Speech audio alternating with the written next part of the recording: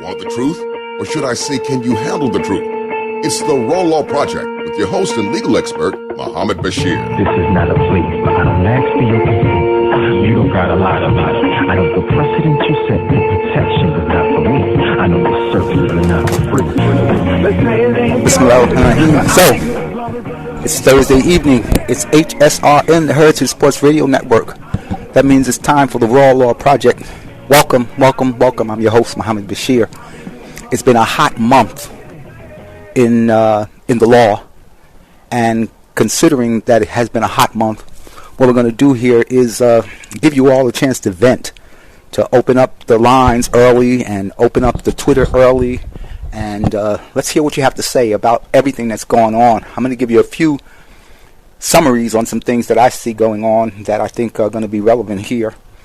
On this particular show, we'll discuss the two major trials that are going on. That is the McMichael trial with the murder of Ahmaud Arbery, as well as the Rittenhouse trial in Wisconsin.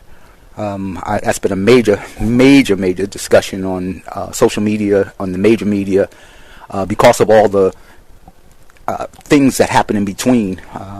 But those of you who are familiar with the Raw Law Project, you know that we come to these particular cases and these trials with a different perspective, and we hope to be able to give you a broader perspective. Hello, we there? Okay, a broader perspective. Clean that up over there. All right, very good. So we try to give you a broader perspective, and in that broader perspective, which is with this broader perspective, what we try to do is to get you to see the entire picture, not just to see the trial, because again, what we do in history is we do a bunch of isolated incidents and we think that we have solved a problem, or we think we have achieved justice, or we think that this is when it matters and it doesn't impact on the entire part of the culture, and it doesn't create a perception, and it doesn't create a mindset or a way of doing things, custom usage that permeates the culture. And so you may see me go back and forth in history to be able to say this mindset existed in 1776 and now you see it manifesting in 2021.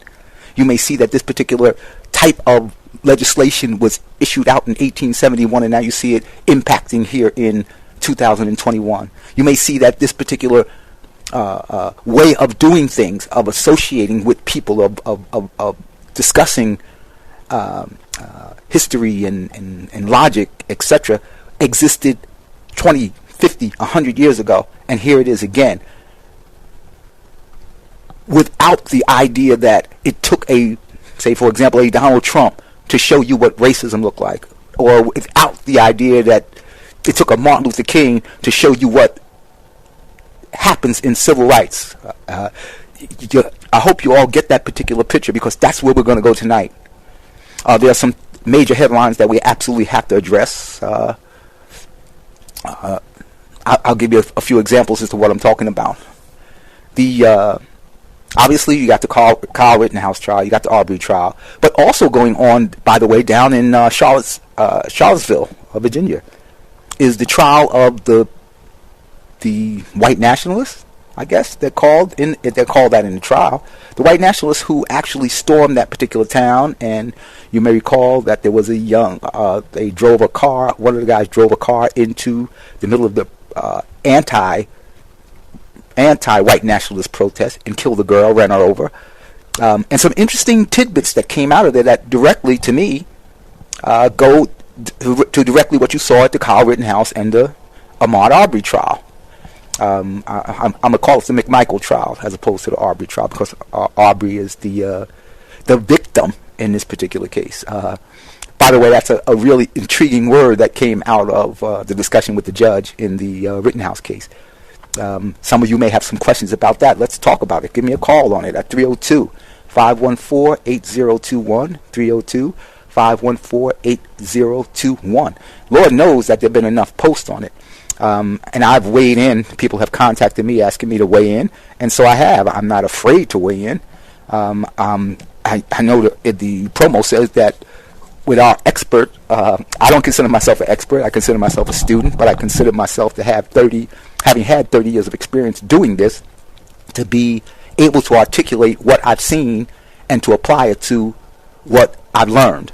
And hopefully you can get the benefit of that. And so, again, 302-514-8021. The phone line is open up. Whenever you want to shout about something, let me know. There are a couple of, as we like to do, a couple of definitions that I definitely want to make sure that you understand. Remember last week we talked about the concept of a mistrial. You've heard that concept thrown around in both cases for a number of reasons. So let's begin with Rittenhouse. In Rittenhouse, there was something called the drone video. I think probably the most significant piece of evidence in the trial, probably the only move in the trial that I thought, frankly, having watched the prosecutor, the only move that I thought that they made in the trial that was good. Now, in fact, it was almost, it could have been a game changer. Could have been a game changer, because I really believe in my heart that they are not nailing down the case that they have to nail down. And within the case, when a prosecutor is prosecuting the case, having to prove the case beyond a reasonable doubt, when a defendant raised what is called an affirmative defense, so affirmative defense is another definition, that is an affirmative defense, meaning I am going to tell you what my defense is up front, as opposed to he sits back and he lets us see what the evidence is coming, and he can take the witness stand and come up with whatever defense he wants. But when you have a particular affirmative defense, like insanity, like self-defense, you have to tell everyone up front that this is what the defense is. So that's why it's called an affirmative defense. In this particular case, Rittenhouse has claimed self-defense. He claimed self-defense under Wisconsin law. Now, I'm puzzled by the decisions of the court, at least right now, to even allow self-defense to go as far as it has gone, because normally, under normal circumstances, and I understand, look, when you're doing a homicide, this is what you need to know about the court. When you're dealing with a homicide, you don't want to mess that up. You're talking about life in prison, sometimes death penalty, whatever it is, but in this one, it's life in prison. So you want to give to the defense and to everyone involved every reasonable opportunity to present whatever it is that they want to present, and let the jury make the call. So if the judge leans, as he is, in favor of the defense in a situation like that, I'm not so adverse to that. You know, I mean, I've been on the side of the defense. I'm looking for something. So in Wisconsin, just like in almost every jurisdiction in the state, deadly force can be met with deadly force. Meaning that if I threaten your life, if I'm doing conduct that threatens your life, that means place your life in imminent danger, or places you in imminent danger of serious bodily injury, meaning bodily injury that can cause death, or a protracted loss of bodily function, then I can use deadly force to repel that deadly force. This is why somebody grabs a gun, they aim a gun at you, you have a gun, you have a right to pull a gun out and shoot them. Somebody grabs a knife, they start trying to stab you, you have a right to grab a knife or a gun or a bat or whatever it is that's necessary to repel that force, even if it means deadly force. So when they originally said that they were going to plead self-defense, I was looking for, trying to be objective, looking for that particular moment where his life was imminently threatened by the use of deadly force. And whether or not what he was arguing, that is, I was in fear of my life, which is part of the criterion of reasonable belief that your life is threatened, meaning that you could die, whether a reasonable belief existed in his case. And frankly, I think he fell short. But frankly, another thing, this is what good defense attorneys do. He was well prepared when he took the witness stand to make the argument that he was making.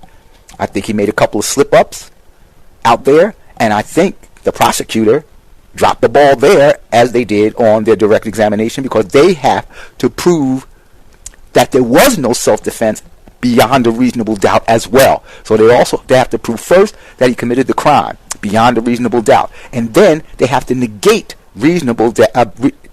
self-defense beyond a reasonable doubt as well. So that's two things that they have to establish in order for them to find him guilty. And I don't think that they've done that. But let's deal with his self-defense as a matter of Wisconsin law. I just outlined to you a generic description of what Wisconsin law is about as well. So the first thing is he in threat of immediate